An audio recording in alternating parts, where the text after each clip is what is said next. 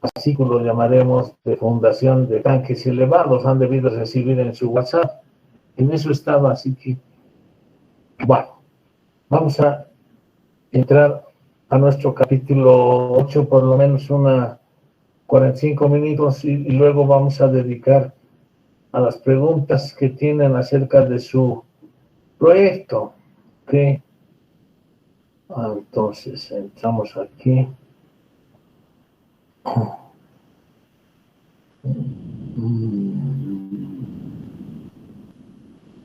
Ya.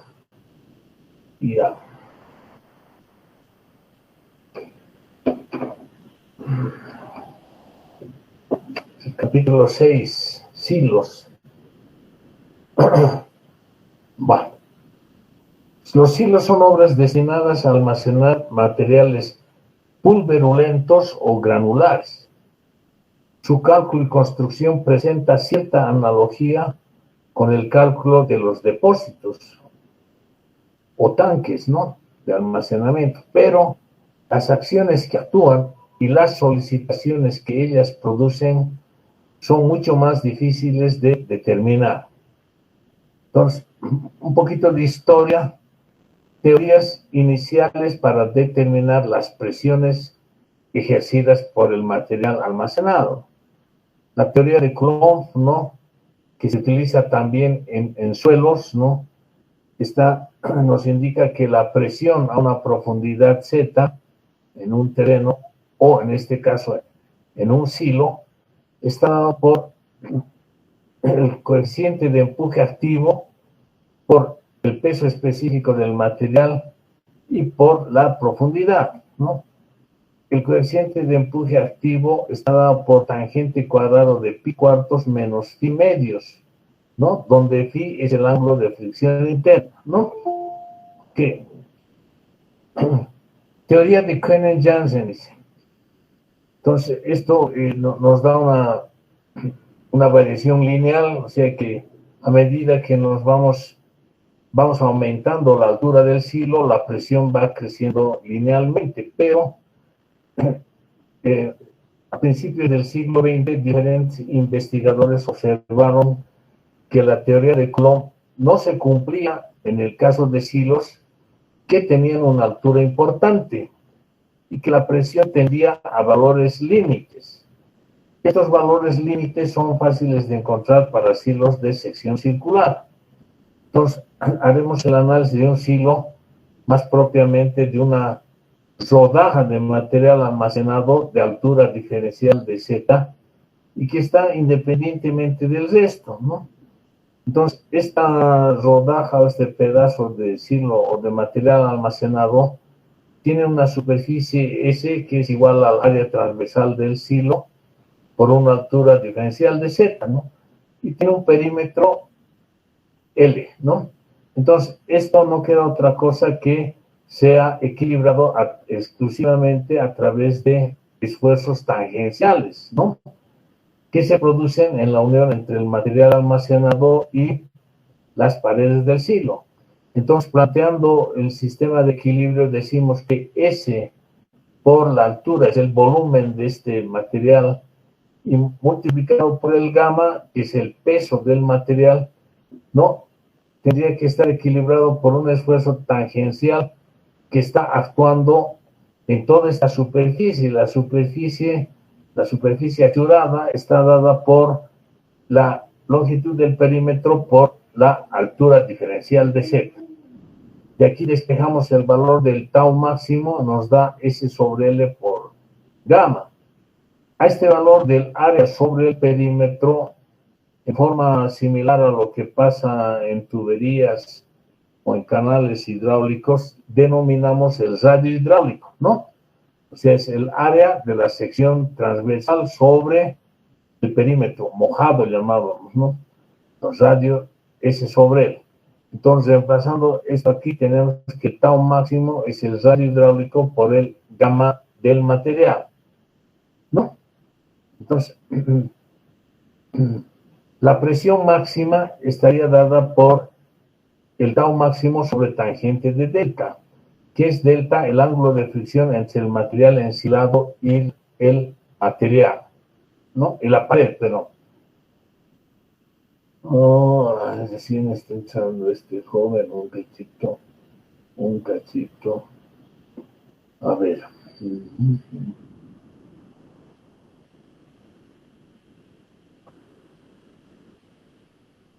Ah,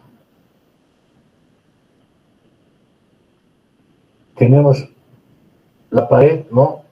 Y la presión que hemos determinado, la presión máxima, tau, vas a tener una presión aquí.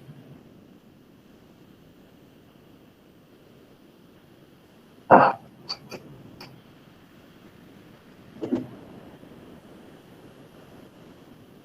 no, que está dado por tau máximo dividido entre tangente de delta. Entonces aquí lo que va a equilibrar es esta componente, bueno, está a la inversa el tau, ¿no?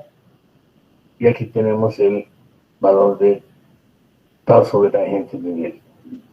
Siendo delta el ángulo de fricción entre el material ensilado y la pared. Luego la presión máxima, reemplazando este valor por esto, es el radio hidráulico por la presión sobre tangente de delta, ¿no? ¿Ok?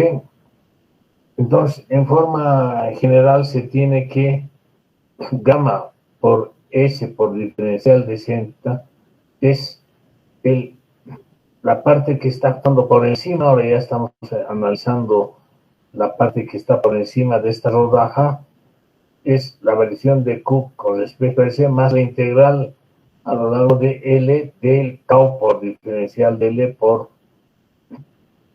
diferencial de Z, ¿no? Entonces, para el caso de un silo cilíndrico, haciendo operaciones, tenemos esto. Llamamos Q a todo el peso que está por encima y que se va a distribuir en esta área S, ¿no? Y esto depende de la profundidad Z. Entonces, el radio hidráulico por la derivada de ese respecto de Z más tau es gamma por el radio hidráulico. Pero tau es P tangente de delta. Llamando a el peso total a la profundidad Z, curso Z sobre el S, llamamos la presión media sobre esta superficie, ¿no? La presión vertical media sobre esta superficie. Entonces, reemplazando aquí, vamos a tener que el radio hidráulico por la derivada de Q medios respecto de Z más P tangente de delta es gamma por el radio hidráulico.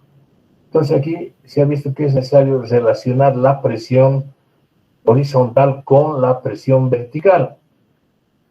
En ese sentido, Koenig eligió esta relación, que la presión vertical sobre la presión horizontal es igual a tangente cuadrado de pi cuartos menos pi medios. ¿Qué es tangente? Eso es prácticamente equivalente al coeficiente de empuje activo, K sub A, ¿no? ¿Ok? Entonces, de esta manera, reemplazando valores aquí, tenemos que la ecuación diferencial está dada por esta expresión, ¿no?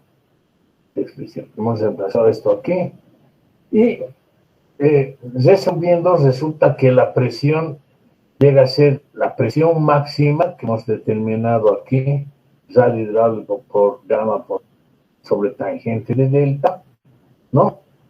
Resulta que la presión a una profundidad Z, ¿no? Está dada por la presión máxima por 1 menos E a la menos mz, ¿no? Siendo m igual a tangente de delta por tangente cuadrado de pi cuartos menos pi medios, el caso va sobre el radio hidráulico. Entonces, esto nos define una variación asintótica, ¿no? Asintótica, porque va a tender a un límite. Y ese es el efecto de ensilamiento, ¿no? En la medida en que el radio hidráulico sea menor, ¿no? Entonces la presión va a ser menor también, ¿no es cierto? ¿No? O sea que ese es, como digo, el efecto de ensilamiento. En la medida que es más profundo, esto va a tender a un hasta la presión máxima y nada más, ¿no? Pero no es la presión lineal que teníamos en principio por la teoría de Coulomb. Pese a eso, es que se ha determinado esto, dice que todavía no era muy real, dice. Esta teoría fue aplicada por mucho tiempo hasta que se observó en la práctica que las presiones así calculadas no correspondían a las presiones medidas en silos construidos experimentalmente o en algún silo en funcionamiento. Y eso tiene su explicación por lo siguiente. Causas que determinan la complejidad en el cálculo de presiones. Las causas esenciales que hacen que el problema de silos sea complejo son las siguientes. Se da el nombre de silos a construcciones de proporciones, dimensiones, formas y con destinos muy diferentes.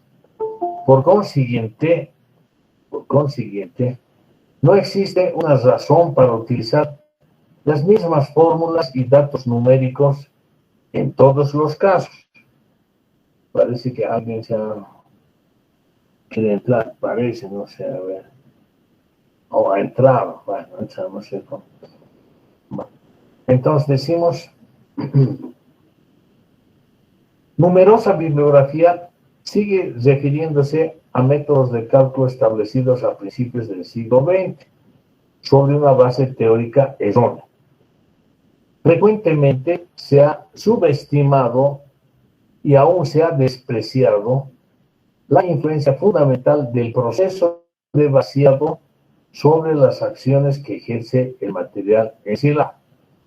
Entonces, viendo esto, la normativa francesa que vamos a luego ver y comparar con la normativa americana es mucho más precisa. Criterios para clasificar los silos. Para definir el campo de aplicación de las teorías a aplicarse en la determinación de presiones en silos en base a la relación de dimensiones de los mismos, ¿no? Fíjense que aquí estamos en base a la relación de dimensiones. Es el concepto que usábamos también para elegir un método de cálculo en el caso de tanques, ¿no? La norma francesa efectúa la siguiente clasificación. Entonces tenemos lo siguiente, tipo de silos, ¿no? Tenemos 5 tipos de silo. El primer tipo, silo esbelto o silo propiamente dicho. Pues esto más o menos correspondería a los tanques elevados o altos. Entonces, tenemos estas dos posibilidades, un silo con una tolva en la parte inferior o un silo que no tiene tolva, es plano al fondo, ¿no? Y el silo puede estar cerrado o puede tener un material ensilado que forma un cúmulo en la parte superior, ¿no?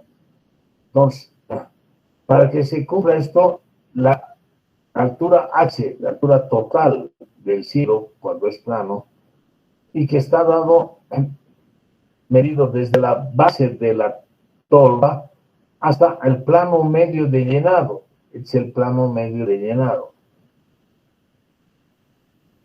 ¿no? Entonces, el plano medio de llenado está dado por el volumen aquí, ¿no? Sería un tronco de cono si el silo es de forma circular en planta, o si es cuadrado sería un tronco piramidal, ¿no? Entonces, esto está dado por el volumen sobre la superficie S, ¿no? S se mide la sección transversal en la parte constante, ¿no? Ok, entonces aquí definimos la altura superior, ¿no? Y la altura inferior. Y la altura del cuerpo principal, la parte recta del silo. Aquí la altura superior y la altura inferior son 0, ¿no? Entonces, H es igual a la altura del cuerpo principal, ¿ya? Bueno, aquí tenemos silos anchos o silos reservorio, ¿no? Entonces son estos pues silos, digamos que entrarían a la clasificación de tanques muy grandes, ¿no? Alargados, etcétera. Entonces, Podemos tener varios puntos de alimentación, ¿no? A través de cintas transportadoras, etcétera. Y podemos tener varios cúmulos, ¿no? Pero igual vamos a tener un plano medio de llenado que está dado por el volumen total de estos cúmulos sobre la superficie, el área de la sección transversal horizontal, ¿no?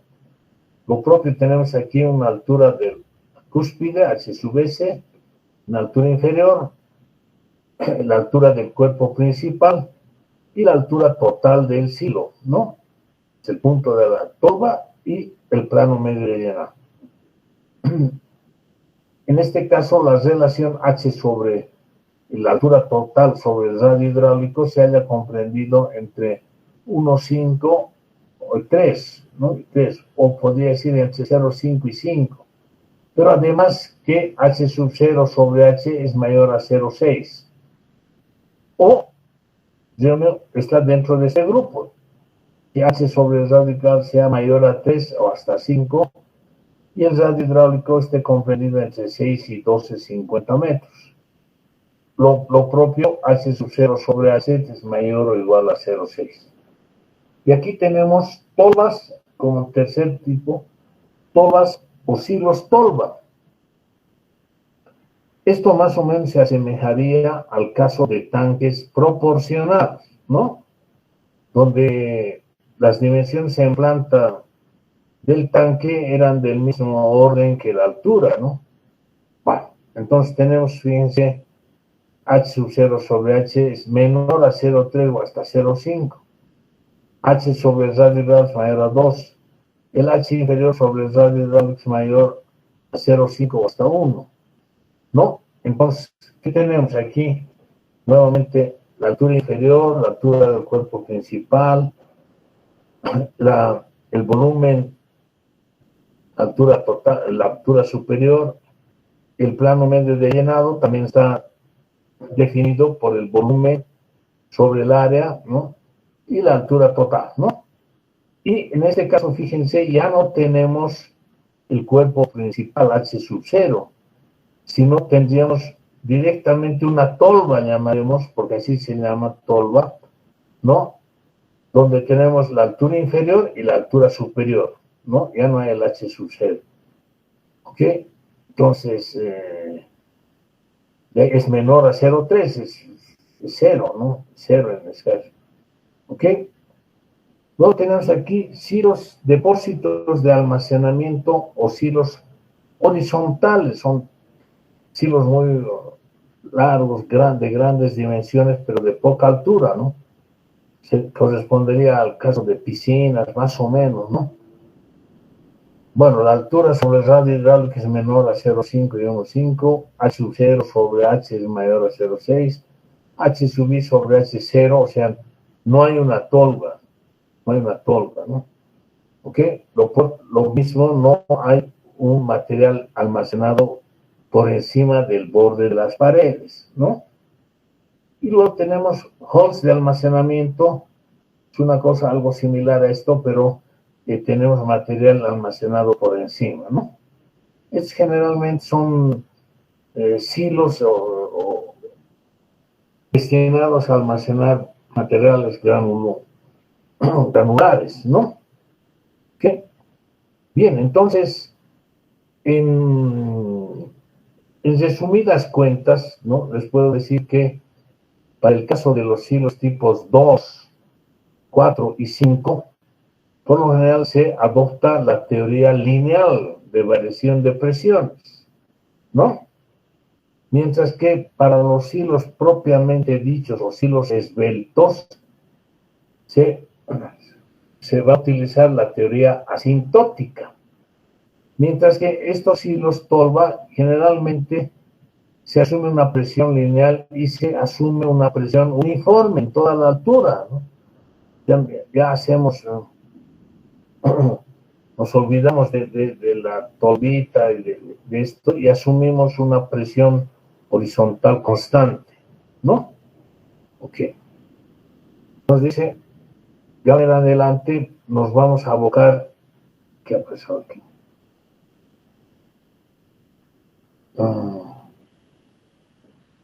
Algo está pasando en Colorado. Un minutito, jóvenes.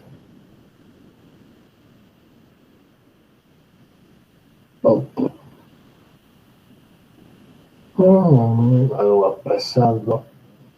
¿Qué ha pasado? No sabemos.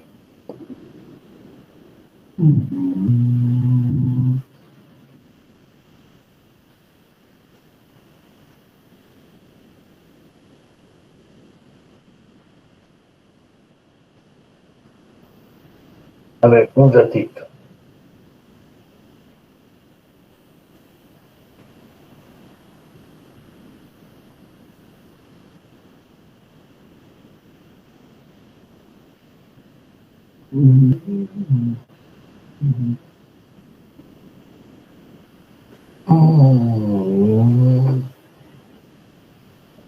Algo ha pasado aquí.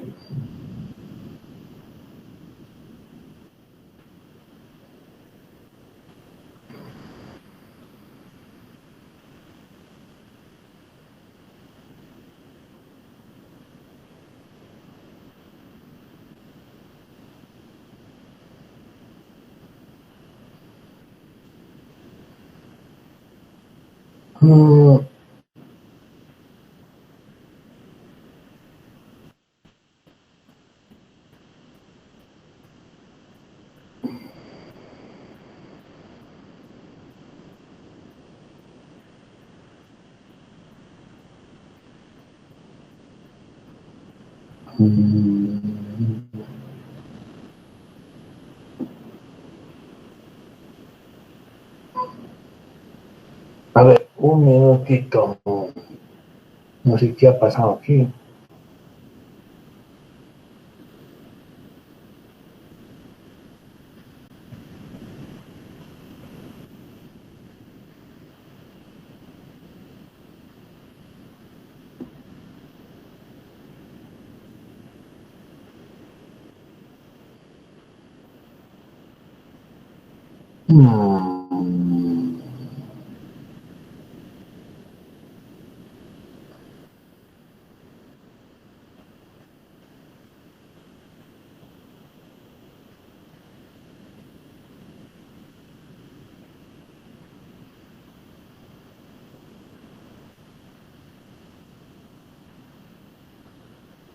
Ya.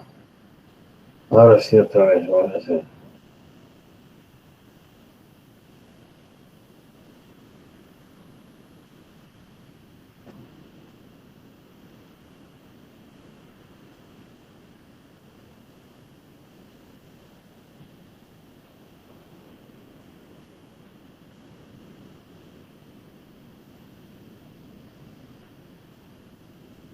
Ya. Ahora están viendo, supongo. No sé qué ha pasado.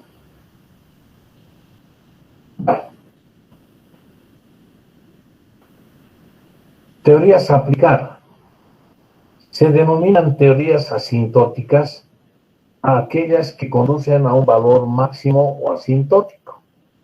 Y teorías semilineales, aquellas en las que la presión es proporcional a la altura, ¿no? Entonces tenemos, en este caso, teoría asintótica aplicable a silos esbeltos o silos propiamente dichos, ¿no? El tipo 1, ¿no? Entonces, tenemos la presión máxima va a estar en el infinito y eventuales presiones pueden haber por efectos del vaciado o del llenado, más bien, ¿no? Teorías. Semilineal aplicable a silos reservorios y a depósitos de almacenamiento, como son el 2, 4 y 5, ¿no? 2, 4 y 5. La norma americana ACI 313 señala dos métodos para la determinación de las presiones en silos de almacenamiento: el método de Reinberg y el método de Yarsi, que los vamos a ver luego para tener una idea de cómo funciona la cosa. Definición de silos esbeltos, o sea, De ahora en adelante solamente vamos a hacer mención a los silos propiamente dichos, o silos esbeltos, ¿no? Porque es esto, si vamos a aplicar aquí la teoría lineal, es como si calculáramos un muro de contención de tierra, ¿no? Solo que en lugar de tierra, etcétera, tenemos un material almacenado y no hay problema, ¿no? ¿Ok? Definición de silos esbeltos. Definición mecánica. Se designa con el nombre de silos a aquellas obras destinadas a almacenar materiales y para los cuales las teorías asintóticas son aplicables. Definición geométrica, dada en el cuadro resumen anteriormente señalado. ¿No? Hay que cumplirse estas cosas, ¿no? La definición geométrica. El estudio experimental de silos muestra tres zonas de comportamiento que son una zona superior que comprende el talud de llenado y parte del cuerpo principal. En esta zona se halla influenciada por el modo de llenado y la forma de los taludes. Una zona media que es independiente de las condiciones de la zona superior y de la forma de la zona inferior, pero dependiente del modo de vaciar. Y por último tenemos la zona inferior, que se halla influenciada por la forma de la parte inferior y por el modo de vaciar. Radio hidráulico, ya hemos definido, es la superficie de la sección transversal horizontal sobre el perímetro en dicha altura, ¿no? ¿Ok?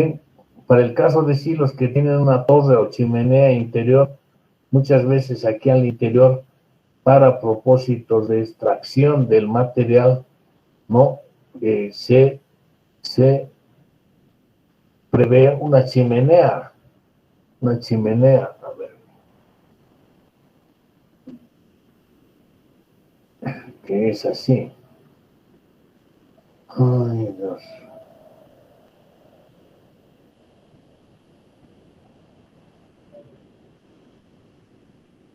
O sea, aquí tenemos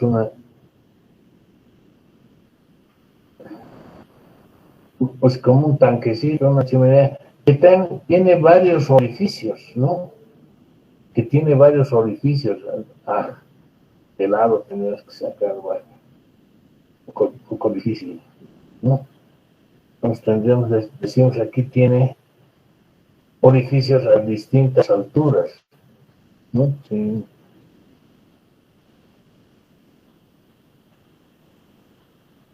Entonces, la chimenea es un ducto de extracción, ¿no? Así es. ¿Ok? Orificio, ¿no? Entonces, en ese caso, el radio hidráulico va a estar dado por la superficie S, que solamente se va a limitar a esta parte y a esta, ¿no? A toda una sección anular, pero el perímetro no va a ser otra cosa que la sumatoria del perímetro medido en este borde exterior más el perímetro medido sobre este borde interior, ¿no? ¿Ok?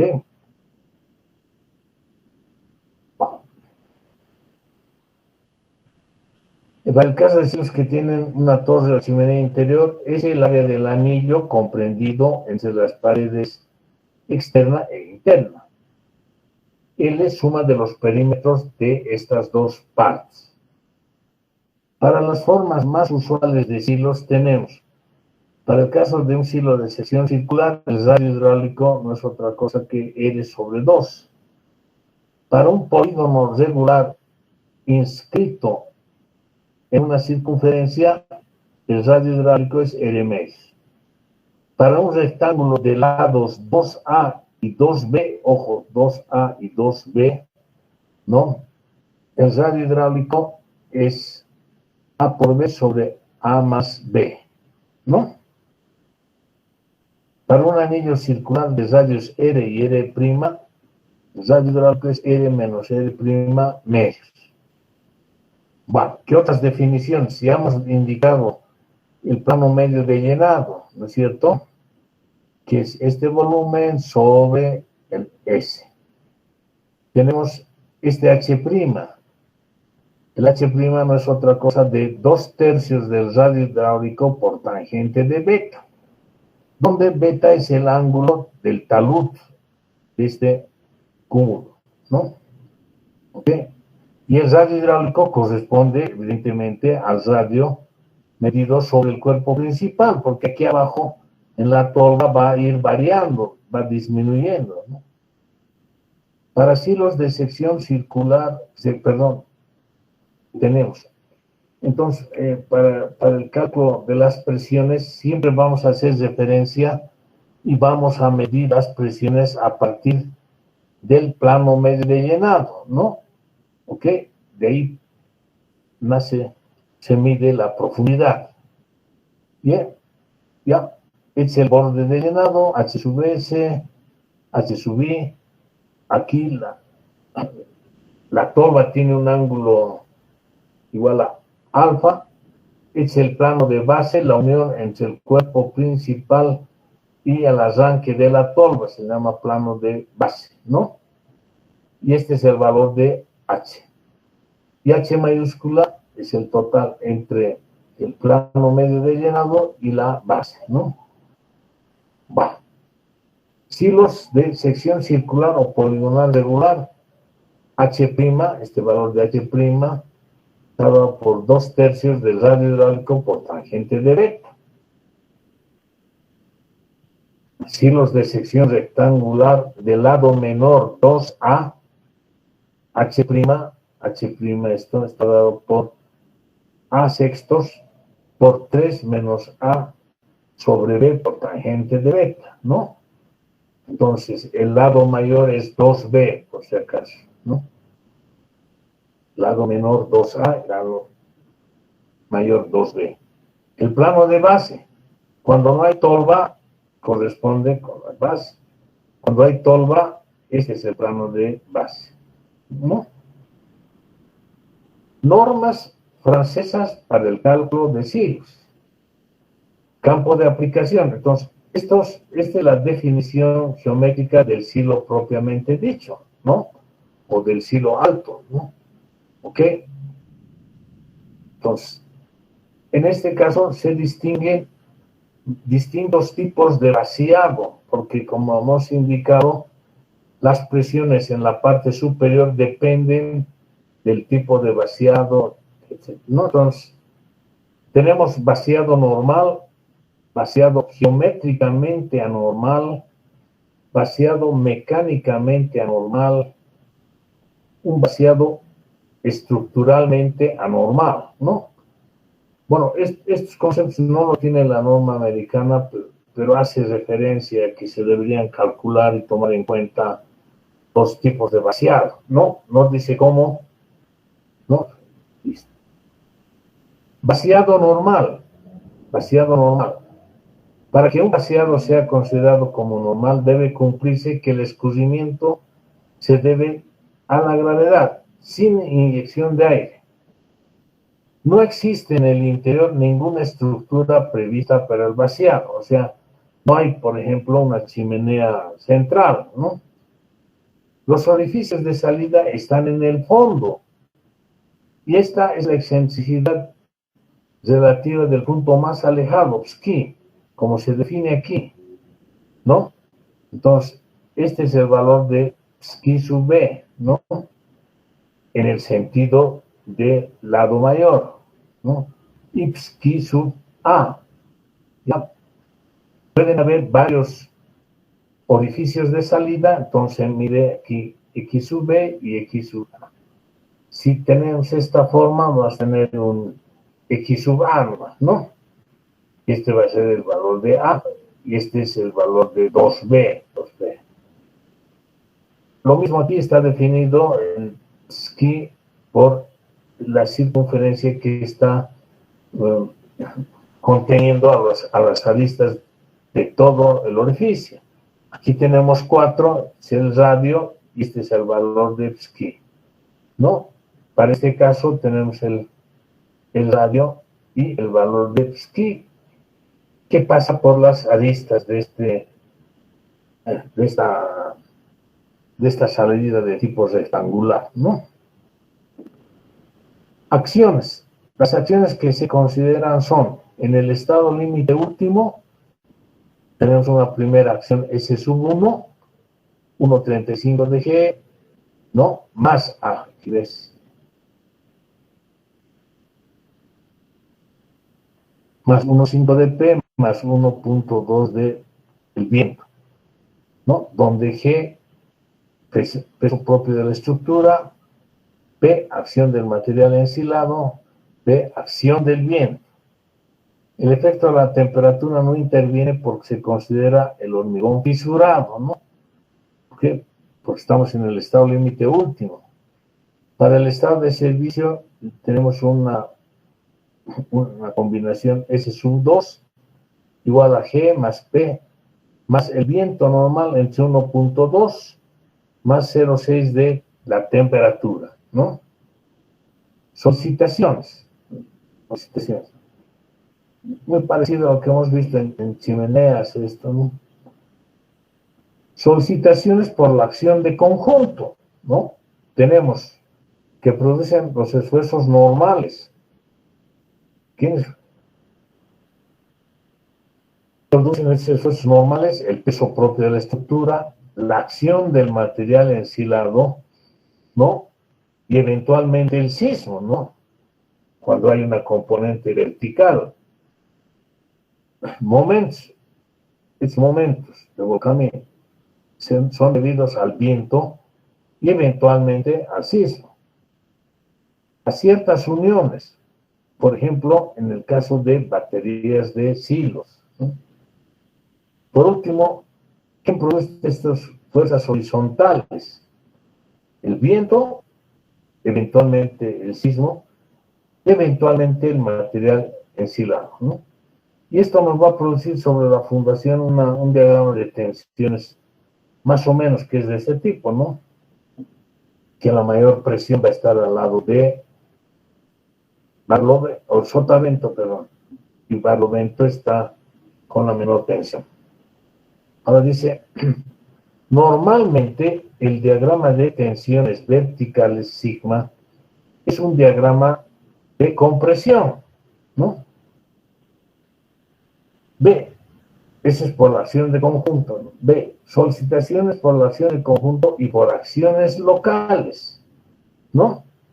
Considerando una franja unitaria tanto horizontal como vertical, entonces esto es 1 y esto es 1, ¿no?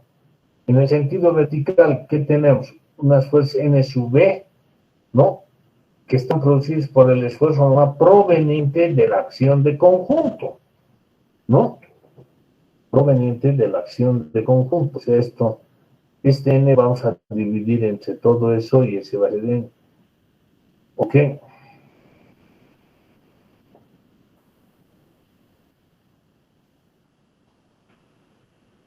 Esfuerzo proveniente de la acción de conjunto. N sub B igual a. No sé qué haya hecho.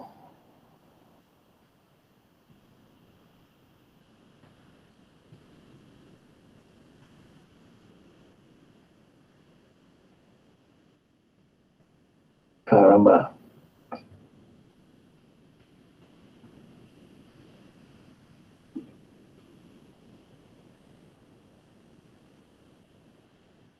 Otra vez.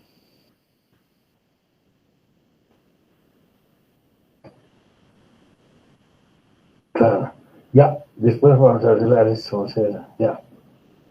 M sub H, este momento M sub H es el momento por gradiente térmico y momento por uniones rígidas de la pared a la losa de la tapa o también a la tolva, ¿no? En el sentido horizontal tenemos un N sub H, ¿no? Debido al empuje del material ensilado y eventualmente al sismo. Y un momento M sub B que está en el plano horizontal que se produce debido al empuje del material ensilado, salvo en silos cilíndricos aislados, debido al momento de ovalización producido por viento, o por un vaciado anormal, ¿no? Generalmente cuando hay una excentricidad en el punto de extracción, o cuando hay uniones con otros hilos, ¿no? Puede ser una batería, entonces eso va a dar lugar a momentos en el plano vertical. Y por último, momento por gradiente térmico, ¿no? Por la variación de la temperatura a lo ancho del espesor, ¿no? H sub 0. Bueno, y aquí un poco recordar los conceptos que hemos visto en chimeneas, dice el momento por gradiente térmico, ¿sí? Se puede calcular de acuerdo a lo señalado en el capítulo 3, llegando a las siguientes expresiones, ¿no? Cal, coeficiente de conductividad de todo conjunto es T sub I menos T sub E sobre 1 sobre H sub I más H sub 0 lambda sub B más 1 sobre H sub E, ¿no? Donde 1 sobre H sub I es 0,15 metros cuadrados por hora por grado centígrados por kilocaloría. 1 sobre H sub I 0,10 metros cuadrados por hora por grado centígrado sobre kilocaloría. Y H sub 0 es el espesor de la pared, ¿no? Estamos asumiendo que tenemos una temperatura interior superior a una temperatura exterior. Aquí nomás ya hay una caída de tensión, como habíamos dicho. En el punto interior del fuste tenemos la temperatura T sub I. Hay una variación de la temperatura en todo el espesor del muro, que hemos asumido que es lineal, ¿no? Y esta variación de temperaturas T sub E o T sub I menos T sub E es delta T, ¿no? Y esa es la gradiente T. Delta T tenemos aquí, delta T está dado por H sub 0, T sub I menos T sub E sobre 0,35 más H sub 0. El momento, ¿no? Por delta T es alfa sub T por delta T por E sub B por I sobre H sub 0. Este momento se utiliza únicamente en el estado límite de servicio.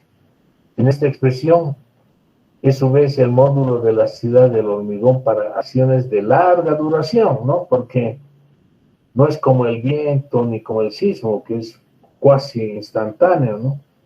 Sino que aquí se llena pues en días, ¿no? ¿Ok?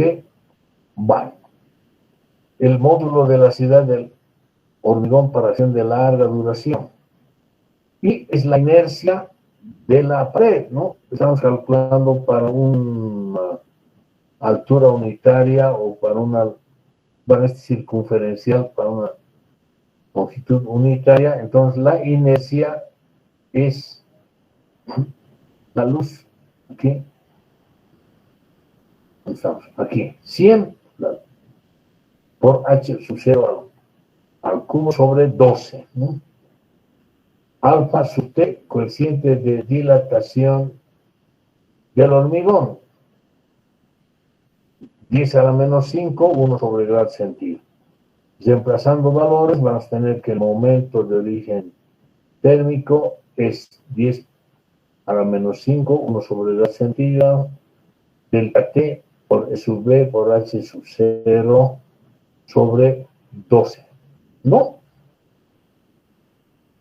El H al cubo se ha ido con este H sub 0. Esto está dado en decanito por caramba.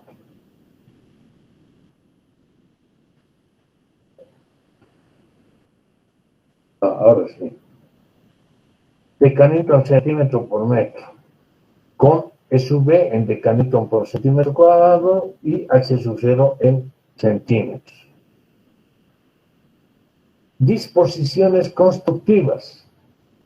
Espesor mínimo de las paredes debe ser mayor a 12 centímetros en silos con altura menor a 15 y mayor a 13 centímetros en los otros casos, ¿no? Armaduras, disposición. Las armaduras tanto verticales como horizontales preferentemente deberán distribuirse en 2 capas, cada una próxima a cada una de las caras. Esta disposición es imperativa para el caso de silos en los que la fisuración es muy perjudicial. En el caso de silos circulares, la capa interior no debe tener más de la mitad de la sección total de las armaduras horizontales. Recubrimiento, como mínimo 2 centímetros. Porcentaje mínimo de armaduras. La sección total de las armaduras en cada disposición, esto es, ya sea vertical u horizontal, debe ser como mínimo igual a 0,2% de la sección de la pared. La relación entre las armaduras secundarias y las principales debe ser mayor a 1/4. Porcentaje máximo. Esto es importante, ¿no? Bueno, todo es importante, joven. En las estructuras normales, el porcentaje, la cuantía máxima es desde el 5%. También en silos, ojo, mucho cuidado, 2%. La sección total de armaduras en cada dirección debe ser inferior al 2% de la sección de la pared. Si se supera este porcentaje, se debe aumentar el espesor de la pared, ¿no? Para que cumpla esto. Espaciamiento máximo, tanto en las armaduras horizontales como verticales, el espaciamiento S entre las mismas debe ser menor a 3 centímetros o a 2 veces el espesor. Ya digo, recomendable poner 25 y 1,5 de hexicero, ¿no? Empalmes. La proporción de barras empalmadas en una misma sección deberá ser inferior a 1/3 en sección sometida a subtracción, con o sin flexión, o 1/2 en sección sometida a flexión, con o sin compresión. ¿No? Bien, y aquí venimos a falta esta. Unión de las paredes con el fondo. Aún en el caso en el que se efectúen cálculos precisos, es imprescindible considerar el momento de empotramiento de las paredes con el fondo, ¿no? Aun cuando, ya digo, no se dé ese empotramiento, pero hay que calcular eso. Y reforzar las armaduras verticales situadas en la cara interior. ¿Por qué? Porque para no tener ninguna duda en cuanto a la seguridad estructural, ¿no? Sino por ahorrar unos pocos kilos de armadura, podemos poner en riesgo todo nuestro silo, ¿no? Bien, vamos a quedar ahí, jóvenes. Entonces, los invito a que me hagan las consultas necesarias relativas al informe, al proyecto.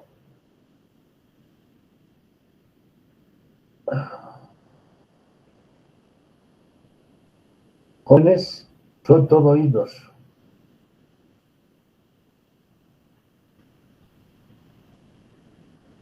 Ingeniero, Jóvenes. ingeniero, Sí, diga. buenas noches. Yo tengo una consulta. Un poquito más de volumen a su micrófono. Tengo una consulta sobre la planilla que nos ha dado. Sí, dígame. En ese factor de seguridad que relaciona la sumatoria de inercias respecto a las inercias de cada columna, ¿hasta cuánto máximo puede ser ese valor? ¿Cómo? A ver, otra ¿Le vez. puedo mostrar, ingeniero? Sí, claro, claro. Ya, ahorita comparto.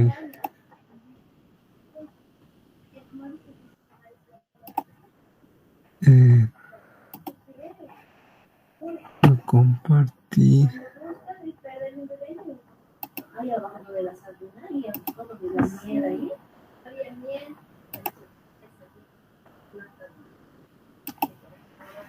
Ingeniero, ¿puede ver? No, todavía. Recién está cargando. Sí, ahora sí. Me refiero a este valor, Inge. ¿Hasta qué valor puede variar? es 0.3, en algunos me sale de 0.1. A ver, un ratito.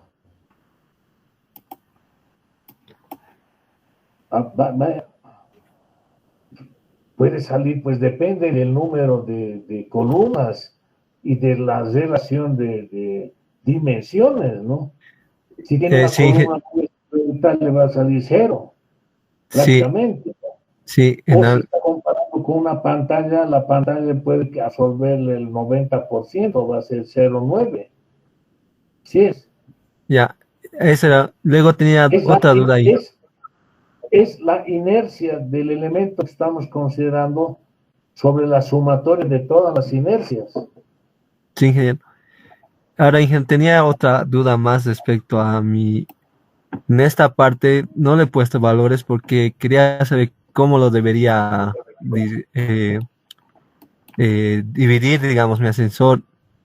Una pantalla, dos, tres, Siete siete ascensores pantallas. tiene. Siete ascensores tiene. No, 7 pantallas. O sea, son 3 ascensores, Inge. ¿Lo tengo que tomar todo el conjunto o dividirlo en pantallas? No, pues ya les he dicho, si ustedes tomen todo el conjunto, a ver un ratito. Para colocarlo en esta tabla, ingeniero. Sí, me Claro, acuerdo que me ha dicho para en el método de rigidez de método de pantallas, pero para colocarlo en esta planilla que nos ha dado, ¿cómo debería colocarlo? Esa era mi duda. en un caso, cuando está, diremos, con viento en dirección X, va a usar el momento alrededor del eje principal Y, ¿me entiende? De Del eje, de todo el núcleo, pues. Y en la otra dirección va a usar la inercia de ese mismo núcleo alrededor del eje XX, ¿no? Entonces, ento- aquí estamos haciendo un análisis en una dirección, entonces va a entrar una inercia del ascensor. ya, Ahora, solo, ahora, puede ser en forma pantallas independientes, pero está despreciando el efecto de general, de torsión de todo el conjunto, ¿no? Es sí, una aproximación, y eso hemos indicado en el caso de pantallas, ¿no? sí, sí, sí, me acuerdo que me ha dicho, pero para esta planilla lo quería, esa era mi consumidura para esta Por eso le planilla. digo, tiene que usar una de las inercias principales. Ahora, Ya, quiere hacer aproximado, bueno, puede hacer, pero tendría que dividir cada ascensor en 3 pantallas, por decir algo, ¿no? ahí está bien, ingeniero. ¿Qué más? Hasta ahí, esa era mi duda, ingeniero. Ya, no, pero otros jóvenes, digo ahora, todos felices. Bueno, Inge, buenas noches. sí, diga. Inge, podría también compartirle y mostrarle lo que Claro, estaba claro, avanzando, Inge. comparta. Ya estoy compartiendo, Inge. Mi duda era lo siguiente, Inge, en cuanto tenía una pequeña duda al predimensionamiento de la losa. Estoy utilizando losa en 2 direcciones con vigas. Al momento de dimensionar la geometría, he usado la norma EH08 en un principio y me sale un espesor de 30 centímetros. Y con la tabla de Excel que nos ha dado las relaciones de luz sobre canto, en este caso era longitud máxima sobre 25, me daba 25 centímetros de alto. Entonces, mi Sí, consulta era, según su experiencia, Inge, para una luz de 6 metros, ¿qué espesor podría estar lo correcto? depende de la carga, pues. Si hay mucha tabiquería, depende de la carga, ¿no? Para 6 yo tomaría, sí, podría ser 27, 50, por ejemplo, ¿no? Podría ser. Si toma 25 le va a salir bastante armadito, ¿no? Si toma 30, un poquito menos, ¿no? Sí es. Ah, ya, porque ahorita esta sería mi disposición, Inge, este sería mi planito. Y la cosa era que mi longitud máxima es 6 metros. Entonces, En esta parte tendría sala y comedor y Claro, pero es- mire, ese es cuatro losas de todo el conjunto, ¿no? Entonces, no por eso va a tomar 30 en todito, ¿no? Después son las otras losas tienen luces menores, ¿no? Entonces, creo que con 25 puede funcionar, no problema. ay, No ay, problem. Sí. sí, eso tenía duda. Ahora, otra consulta más, Inge. En cuanto a la distribución del viento, en mi caso estoy utilizando yo el sistema pórtico y pantalla, y de eso le quería preguntar, ¿cómo lo voy a distribuir el viento? Ah, Según así pues era, la Inge. rigidez de cada elemento de contraventeo. Es que el problema, digamos, o tendría que analizarlo primero pórticos, yo así estaba pensando, primero distribuirlo al pórtico el viento, luego distribuirlo el viento a las pantallas. No, no, no, tendría que sacar la inercia equivalente de ese subpórtico, digamos, en el primer eje según Y y en el último eje en las vigas, etcétera, así es, ¿no? Sí, así, sí, si me ubico de esa parte, lo que dice de las pantallas ficticias, ¿verdad, Inge? Para hallar lo de cada núcleo. Claro, exacto, Pe- exacto, Pero mi exacto. pregunta era en cuanto a la distribución del viento, digamos, Inge, porque, por ejemplo, eh, al pórtico lo voy a distribuir primero solamente en las columnas, luego a las pantallas así por separado, cada uno. No, no, todo en junto, todo en conjunto, pues, una sola distribución. Ya, Inge. Bueno, dos, una en la dirección X y otra en la dirección Y. Y ahora en esa parte mixta tendría Inge, pues sistema dual tendría, o las inercias, la inercia, mejor dicho, el pórtico lo llevaría a una inercia equivalente y de esa forma lo distribuiría. Exacto, exacto, así es, Eh, ya Inge, así es. ya Ahora está puede bien. despreciar los otros, que va a haber con vigas, va a ser con vigas. Sí, con vigas va a ser Inge. Bueno, ve, entonces puede tomar las vigas normales, etcétera, depende. Es que yo no veo a esos vigas, pues no sé. Sí, todavía no lo estaba disponiendo, pero tenía la duda, por ejemplo, sí, Así, sí, está así, bien, me ha así aclarado, es. Inge. Ya está bien, Inge. Todo en conjunto lo voy a distribuir con la inercia equivalente de cada pórtico a grandes aberturas, lo Claro, que dice. así es. Y Ya. además va a ser una sola distribución, pues, porque va a adoptar, digamos, una variación en conjunto de las inercias, ¿no? Para que no haya variación entre la relación de inercias entre piso y piso, ¿entiendes? Ya, Inge. Ah, Ahora, y si con varía, si varía la sección, digamos que haga cuatro variaciones de inercia, entonces tendría que ser cuatro reparticiones del viento en cada sector donde las inercias son constantes, ¿no? sí, en cosas de las columnas. Sí, ingeniero. Así es. Ya. Está bien, Inge. Gracias, Inge. ¿Quién más? Otro.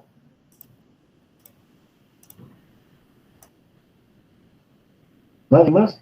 Ingeniero, yo Seguimos con. tenía una consulta respecto a mi losa. ¿Cómo? Eh, lo- Ya ha preguntado usted qué dice. Sobre la losa igual quería preguntar, ingeniero. ¿Qué cosas de la losa? En un rato lo voy a compartir.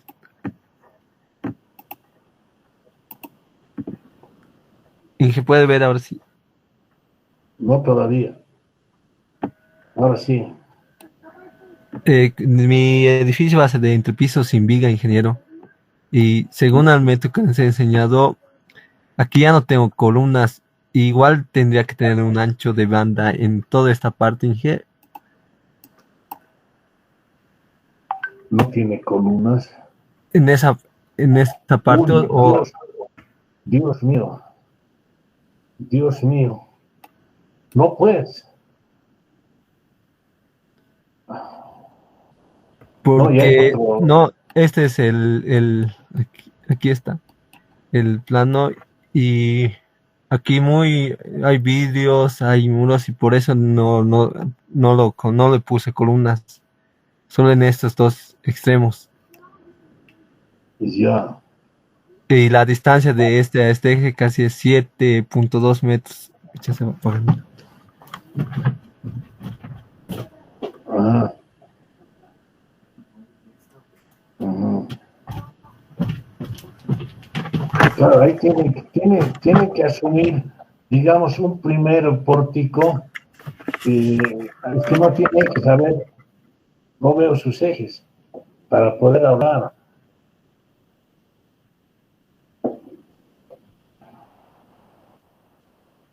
¿Cómo es, señor Quispe? Se ha escapado. Hola.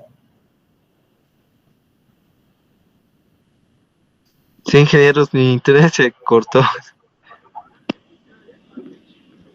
A ver, muéstrame su planta.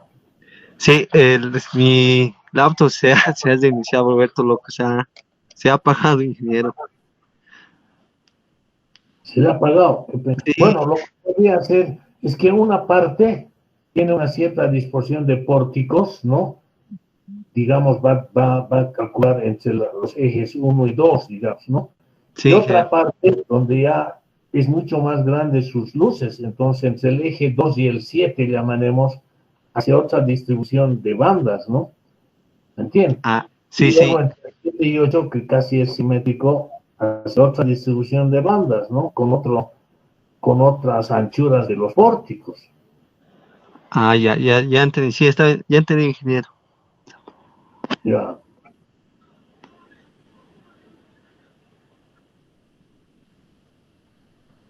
Otro, nadie más. Ya. Vamos a volver a nuestra clase. Sigamos, sigamos con nuestro capitulito. A ver, un ratito. Un ratito.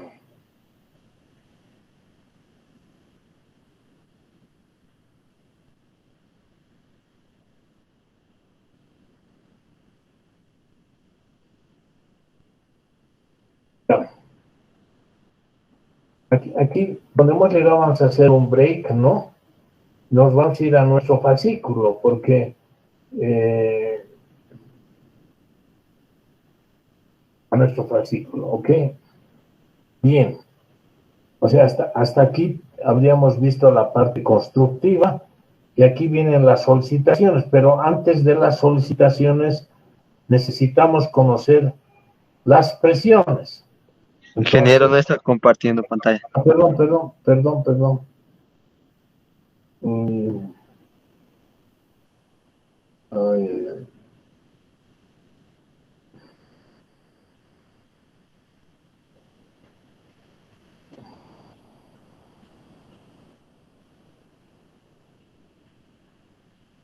Ya, entonces les decía que hasta el 6.6, hasta este punto, hemos visto la parte relativa a aspectos constructivos, ¿no? Y aquí viene la determinación de solicitaciones. Pero para el cálculo de solicitaciones necesitamos conocer las presiones.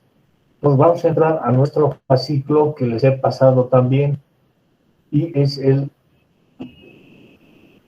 siguiente, un ratito.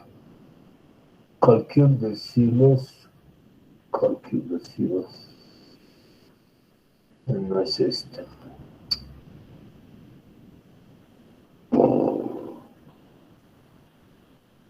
Mm.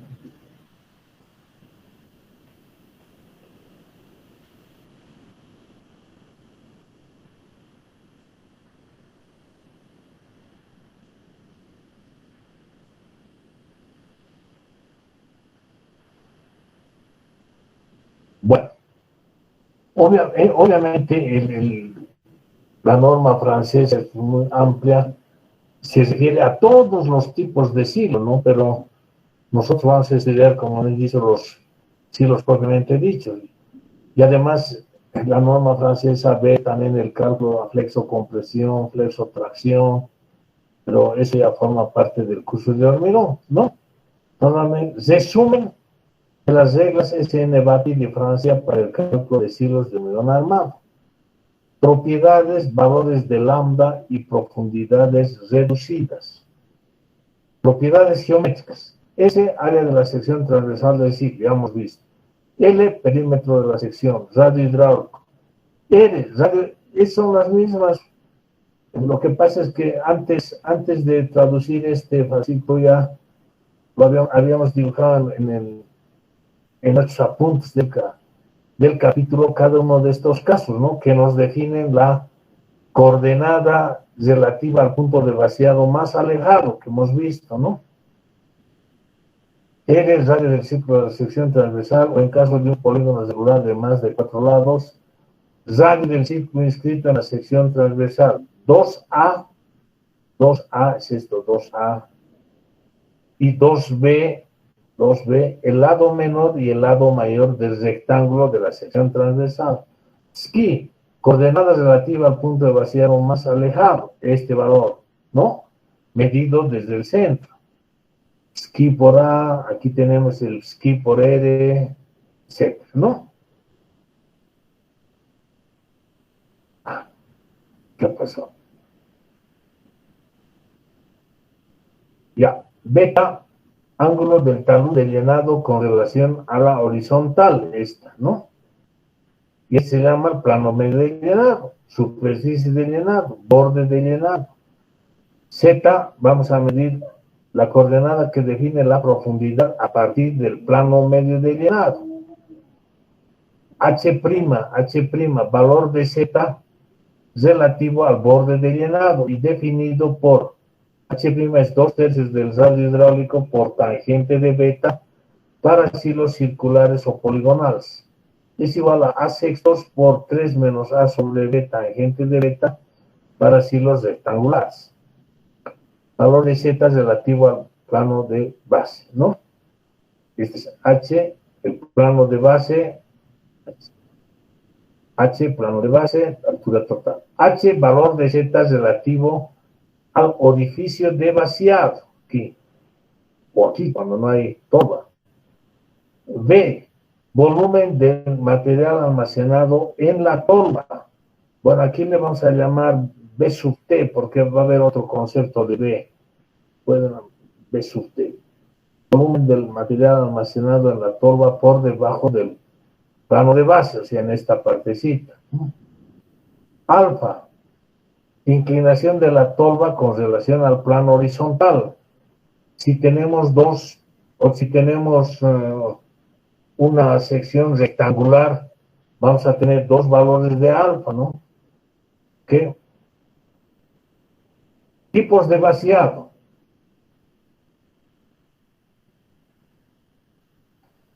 Vaciado normal. También creo que hemos leído, ¿no? Sí, hemos leído. Estaba en nuestros apuntes. Cuando se cumplen las tres condiciones siguientes, el escurrimiento se produce exclusivamente por gravedad.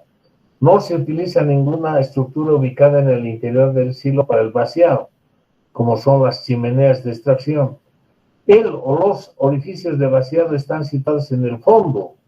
La coordenada relativa al punto de vaciado más excéntrico es inferior o igual a 0,4. ¿No? Aquí es menor a 0,4. Vaciado geométricamente anormal. Las dos primeras condiciones se cumplen, estas, ¿no? Pero la tercera no. Esto es que Xi es mayor a 0,4. Mayor. Vaciado mecánicamente anormal. Cuando el vaciado se efectúa ya sea por el fondo o por una pared lateral, en un punto próximo al fondo con la ayuda de aire comprimido. Vaciado estructuralmente anormal. Cuando el vaciado se efectúa a través de una estructura interna, fija o móvil. Como casos típicos se tienen los vaciados por chimenea central perforada a varios niveles, los vaciados por pequeñas aberturas con débil flujo situadas en el fondo, ¿no? La evacuación se efectúa sin movimiento masivo y el silo tiene en la parte superior un brazo que mantiene la superficie horizontal, ¿no? ¿Qué es esto? Generalmente puede ser, por ejemplo, un canal ¿no? Un canal con una rejillita y dentro del canal hay un tornillo sin fin, pues, que va girando y va extrayendo el material, ¿no? Hasta una cámara afuera, ya. Propiedades mecánicas de los materiales ensilados. Bueno, esto hay en cualquier manual de materiales, ¿no? Le vamos a llamar gamma el peso unitario del material ensilado. No es peso específico, ¿no? Peso unitario del material ensilado. Y ángulo de fricción interno. No es necesario que aprendan de memoria, ¿no? Para el cemento, el peso unitario es 1470 decanewton por metro. El ángulo de fricción interna es 28 grados, ¿no? Clinker, de 1470 a 1570 kilos por metro cúbico o decanewton por metro cúbico. El ángulo de fricción interna es de alrededor de 33. Maíz. Bueno, ahora no me digan, es un maíz seco, no.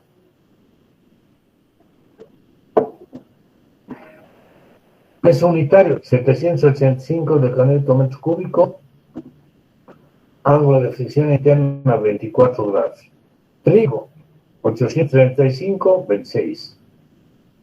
Azúcar granulada, 930 grados. Y eso ya son 1225. Ángulo de fricción interna, 25. Harina de trigo, 880. Ángulo 20, ¿no? Bien.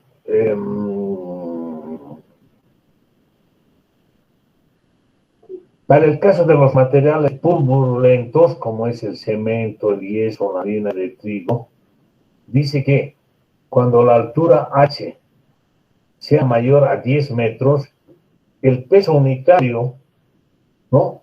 A partir de la profundidad 10 metros, se multiplicará por 1 más H menos 10 sobre 500. ¿Esto por qué? Porque el material por encima de ese nivel va a compactar a la parte inferior, entonces le va a dar un mayor peso unitario, ¿no? Por eso es que se hace esta corrección del peso unitario. Delta, ángulo de fricción del material con la pared del silo. Está dado en forma indirecta a través de esta expresión. Rho es tangente de delta sobre tangente de phi. Ya hemos dicho, phi es el ángulo de calor natural o de fricción interna, ¿no? Valores de rho. Para polvo, como es cemento y harina, para paredes del tipo A, 0,87, para paredes del tipo B, 0,80. Para pequeños granos, como ser trigo, maíz, azúcar, para paredes de tipo A, 0,87, para paredes de tipo B, 0,75, para paredes de tipo C, 0,50, solo válido para azúcar. Grandes granos, puede ser grava, gravilla, ¿no? Grava, gravilla, clinker. Pared tipo A, 0,87, pared tipo B, 0,70, ¿no? ¿Qué son las paredes A, B y C? La pared tipo A es una pared con acanaladuras horizontales. ¿Qué quiere decir? Que la pared tiene una forma de calamina, perdón.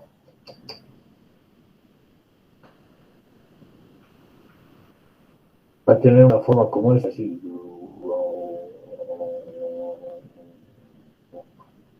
Bueno, es uniforme, ¿no? Bueno, esto no se presenta en silos de hormigón armado, ¿no? Esto se presenta en el caso de silos metálicos, donde no se utiliza una pared, llamaremos así recta, ¿no? ¿Por qué? porque esta estructura va a estar sometida a momentos de ovalización, ¿no? Entonces, ¿qué pasa si tenemos un silo metálico? Es una planchita y va a tener un espesor pequeño que no va a poder absorber probablemente los momentos de ovalización, ya sea por efecto del viento o por efecto del asoleamiento o por efecto de un vaciado excéntrico, ¿no? Entonces, en esos casos, para darle inercia, se tiene esta forma acanalada, ¿no? Esto se complementa, ¿no? Porque ya para cargas verticales tampoco podría transmitir mucha carga, porque sería una suerte de acordeón, ¿no? Entonces, lo que se hace es esto unirlo a unas montantes exteriores, unos perfiles exteriores de este tipo, ¿no? ¿Ok? Que van a transmitir la carga vertical hasta el terreno, ¿no? Entonces, ¿no? Metálicos no se hace esto. B, hormigón no revestido. C, hormigón revestido con pintura. Va, a ver. Acción de los materiales ensilados sobre las paredes y el fondo. Entonces, llamamos Q a la acción resultante del material ensilado sobre la pared vertical. Este valor, este valor. Este es el resultante sobre la... perdón.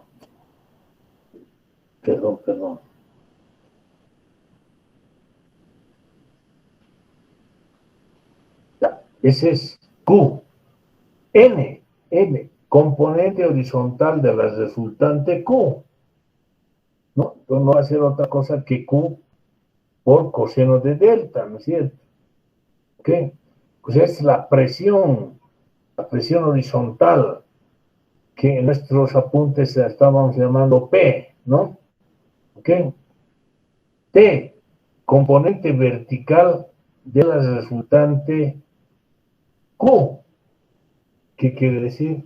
Que tenemos aquí esto.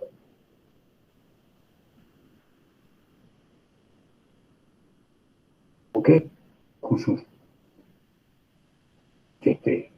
T mayúscula, resultante de las acciones T para una banda vertical de altura H y ancho unitario, ¿no? Ya vamos a estar calculando para 2 metros de ancho, digamos. Vas a tener una resultante T mayúscula, ¿no? Resultante de las acciones T para una banda vertical de altura H y ancho unitario. Entonces, a medida que estamos creciendo, va incrementándose el valor de T mayúscula, ¿no?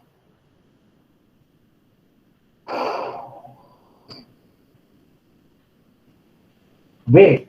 Acción vertical promedio sobre la unidad de superficie de la sección plana horizontal, ¿no? Entonces, ¿qué es? ¿Qué es yo? Aquí vamos a tener, vamos a decir que sigue nuestro silo, ¿no? Y,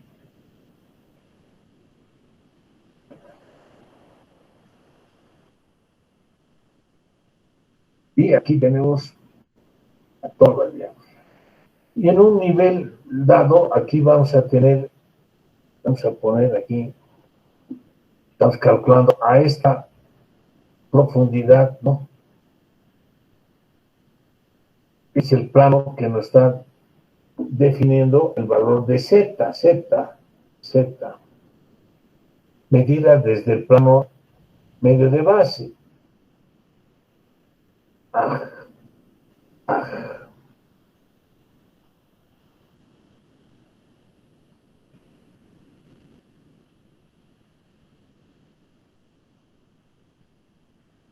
Bueno, sobre este plano va a estar actuando esta carga B, ¿no? Sobre este carga.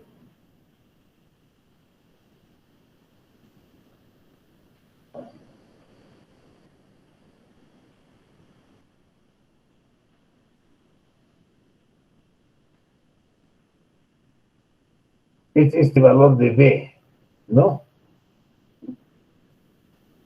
Acción vertical promedio sobre la unidad de superficie de la sección plano horizontal. ¿Qué? B. B raya, valor de B para Z igual a H. ¿Qué quiere decir? Estamos midiendo aquí ahora. Entonces aquí va a haber el B raya.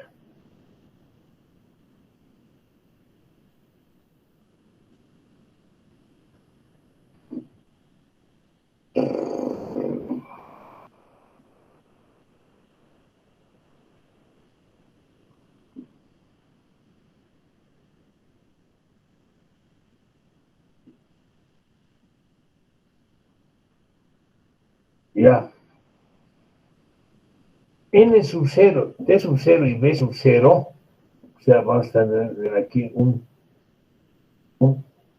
N sub 0, así. Un N sub 0. Un B sub 0. Un T sub 0. Un Q sub 0, etcétera. Valores básicos de las acciones NTB. N sub I, T sub I, B sub I. Valores nominales de las acciones. Con I igual o mayor a 1. En realidad, ¿qué es I? Corresponde a un subíndice perteneciente a un estado de carga, ¿no? ¿Ok? Entonces, N sub 1, N sub 1, o T sub 1, B sub 1. Vas a tener un N sub 2, T sub 2, B sub 2, N sub 3, etcétera, etcétera, ¿no? Ok. Ojo con esto, ¿no? Lambda, relación entre N sub 0 y B sub 0, tomando en cuenta el valor de H' definido más adelante. ¿Ya? Va.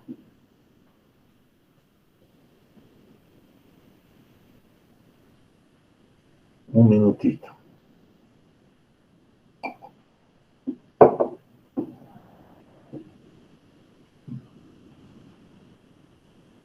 Lambda, relación entre N sub 0 y B sub 0, tomando en cuenta el valor de H' definido más adelante. Lambda es N sub 0 sobre B sub 0 menos gamma por H' segunda, ¿no? Que vamos a ver más adelante. Definición de los estados de equilibrio. Estado 1, caracterizado por el valor de lambda sub 1, ¿no? Y que en general se produce después del llenado del silo, cuando éste se efectúa en una sola etapa y el material ensilado permanece en reposo, ¿no? Estado 1', caracterizado por el valor de lambda sub 1' y que se presenta en ciertos silos con vaciado estructuralmente anormal. Estado 2, caracterizado por el valor lambda sub 2 y que en general se ha identificado con el comienzo del proceso de vaciado, aunque puede producirse en cualquier etapa del vaciado, ¿no? Estado 3, estado que debe considerarse al mismo tiempo que el estado 2 en el caso de silos con vaciado geométricamente anormal. Estado 3', estado que debe considerarse al mismo tiempo que el estado 2, ¿no?